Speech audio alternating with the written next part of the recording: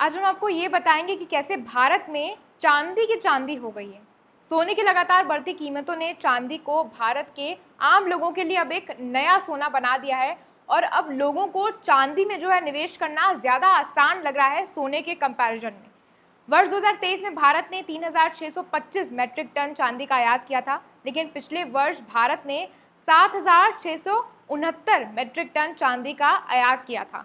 यानी एक वर्ष में ही चांदी का जो आयात है वो 2 गुने से भी ज़्यादा हो गया और ये अनुमान लगाया जा रहा है कि इस बार चांदी सारे रिकॉर्ड तोड़ सकती है। इसका कारण ये है कि लोग चांदी में निवेश कर रहे हैं और अलग अलग उत्पाद बनाने में भी चांदी का इस्तेमाल बढ़ रहा है।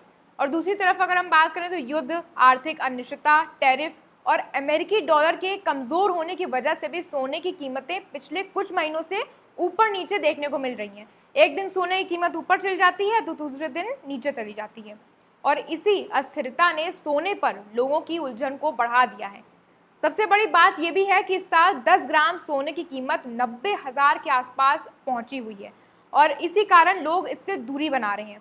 सोना बहुत महंगा हो गया है और इसी कारण से चांदी को भारत के बहुत सारे आम लोगों का एक नया सोना माना जा रहा है। चांदी की चांदी होने के 3 बड़े कारण हैं। पहला, आम लोगों को सोने की तुलना में चांदी से बेहतर रिटर्न की उम्मीद है। दूसरा, चांदी ने भी भारतीय बाजार में जो है काफ़ी अच्छा प्रदर्शन किया है।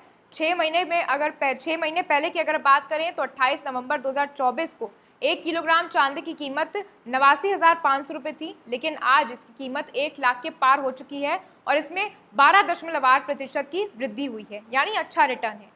दूसरा, सोने की कीमतें बढ़ने से ये बहुत सारे आम लोगों की पहुंच से अब बाहर होता जा रहा है, जबकि चांदी की कीमतें बढ़ने पर भी ये आम लोगों के बजट में अभी भी आ सकता है। यहाँ आपके मन में ये सवाल होगा कि सोने के मुकाबले चांदी की कीमतें तो हमेशा से ही पहले से ही कम रही हैं, फिर इस समय ही ऐसा क्या खास हो रहा है और क्यों हो रहा है कि लोग सोने से ज़्यादा चांदी खरीद रहे हैं? तो इसका एक बड़ा कारण ये है कि सोना 90,000 से 1 लाख के बीच है और ये कीमतें भारत के बहुत सारे आम लोगों की पहुंच से दूर है।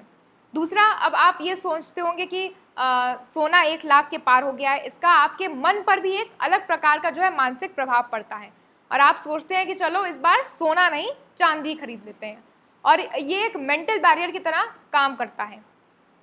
तीसरा, हमारी इस धरती पर सोने के भंडार कम है, इसलिए सोने की कीमत ज़्यादा है, जबकि चांदी के भंडार ज़्यादा हैं, इसलिए उसकी कीमत कम है। सोने का औद्योगिक उपयोग काफ़ी सीमित है, इसका इस्तेमाल गहनों में ज़्यादातर लोग निवेश के लिए करते हैं, लेकिन चांदी का इस्तेमाल कैमरों में होता है, मोबाइल फ़ोन में भी कई बार होता है, सोलर पैनल्स में होता है और चांदी का इलेक्ट्रॉनिक आइटम्स को बनाने के लिए भी जो है चांदी काम में आती है। लेकिन इसके बावजूद सोना हमेशा चांदी पर भारी रहता है और इस बात में एक दर्शन शास्त्र ये छिपा है जो बताता है कि उसकी कीमत ज़्यादा है, जो सदाबहार है और जो ज़्यादा दिन तक साथ निभाता है। सोना कभी काला नहीं पड़ता और इसकी चमक हमेशा बरकरार रहती है, जैसा कि आपको पता है, जबकि चांदी कुछ सालों के बाद उसमें कालापन आ जाता है और ये अपनी चमक भी खो देती है। यानी सोना सदाबहार है, इसलिए लोगों की पहली पसंद हमेशा सोना ही रहती है और चांदी की चमक अस्थायी, इसलिए उसकी मांग भी कम है और उसका दाम भी कम है। लेकिन अभी फ़िलहाल समय की मांग को देखते हुए जो है, क्योंकि सोना महंगा है, तो लोग चांदी की तरफ ज़्यादा निवेश कर रहे हैं। आपको हमारी रिसर्च वीडियो कैसी लगी हमें कमेंट कर ज़रूर बताएं और चैनल को सब्सक्राइब करना ना भूलें।